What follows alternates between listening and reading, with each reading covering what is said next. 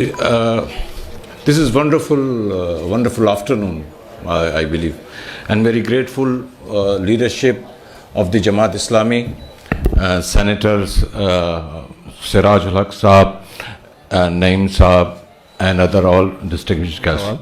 تو بس دو باتیں کہنے کہ وہ کرتے ہیں تاکہ یہ سینٹ میں جائیں یا جہاں بھی دنیا میں جائیں، یہ دو باتیں ذرا پوچھ کے مجھے بتائیں. تو ذرا غور طلب بات ہے. حضرت داؤد اور ان کا بیٹا سلیمان، جس کو طاقت ملی، حکومت ملی، وہ لوہار تھے. ان کا پیشہ لوہار کا تھا اور نرم کر دیتے تھے لوہا اپنے ہاتھ میں. تو تبھی زبور میں، جب وہ زبور آپ کو پتہ ہوگا کہ نظموں کی کتاب ہے، نظموں کی الہامی کتاب ہے، شاعری ہے اللہ کی. تو جب زبور پڑھتے تھے لوگوں کے دل نرم ہوتے تھے. تو وہ کون تھا؟ لوہار. اور اس کی امت کون ہے؟ یہودی. اب دوسرے ہمارے مطلب کے ماننے والے، دوسرے ہمارے جو بڑی ہے امت، یہ بڑے غور سے سننا ہے ہم سب نے، وہ کون ہے؟ عیسائی.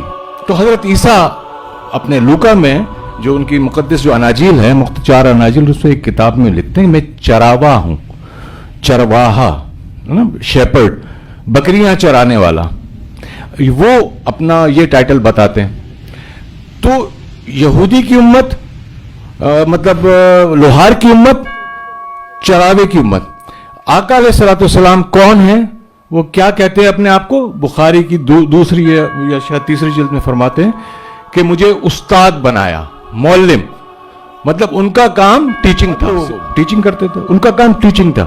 تو سوال یہ بنتا ہے سینیٹر صاحب کہ چراوے کی امت یہودی کہاں ہیں اور لوہار کی امت جو اپنا کہاں پہنچ گئی، جو عیسائی ہیں؟